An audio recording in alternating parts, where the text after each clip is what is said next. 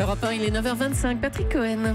Bonjour Nadia Dame. Bonjour Patrick. Nadia, Nicolas Sarkozy a fait votre week-end. Oui, c'est vrai. C'est bizarre comme phrase.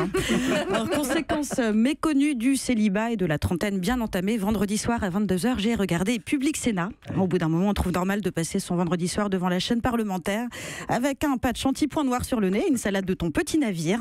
Mais ça en valait la peine puisque ce soir-là, Nicolas Sarkozy était l'invité de l'émission littéraire intitulée Livrez-vous. Alors, choix de programmation qui peut déconcerter un brin, parce que l'ex-président n'est pas connu pour être un grand lecteur. On se souvient de Pompidou, normalien, passionné de poésie et citant Éluard, de Valéry Giscard d'Estaing ne jurant que par mots passants, de François Hollande citant Camus lors de son discours du Bourget. Tandis que quand Nicolas Sarkozy s'est exprimé sur le sujet, le résultat n'a pas toujours été concluant. Septembre 2011, salle Pleyel, devant un parterre d'intellectuels, il cite Roland Barthez, vous savez, celui qui a écrit les fragments du discours amoureux tout en stoppant un but de Ronaldo en Coupe du Monde 98, ou de cette fois en 2008 où il nous livrait cette analyse littéraire et sociétale frappée au coin du bon sens. On peut aimer Céline sans être antisémite, comme on peut aimer Proust sans être homosexuel.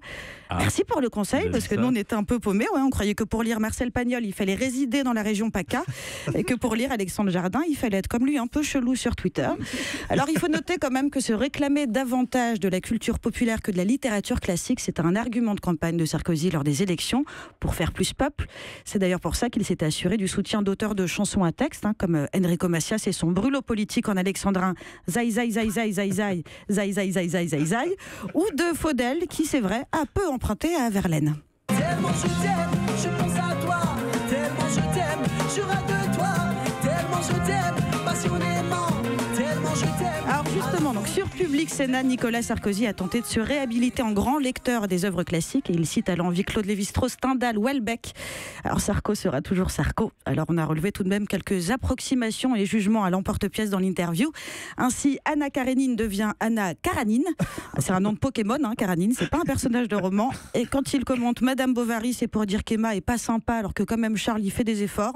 T'as quand même l'impression que le mec est en train de commenter Secret Story et qu'il va envoyer Charles au 8-12-12 pour qu'il reste dans la maison des secrets. En tout cas, Nicolas Sarkozy est clairement dans une période de reconquête médiatique, quitte à aborder des sujets peu maîtrisés. Moi, j'ai hâte de savoir comment il va s'en sortir pour le thème élégante avec des chaussures compensées dans les reines du shopping. C'est magnifique, ma chérie, pour ton style. Merci Nadia Dame. Bon, Zai Zai Zai Zai, c'est aussi Jodassin quand même. Aussi, c'est vrai. Oui, voilà, il faut le dire. Europe 1.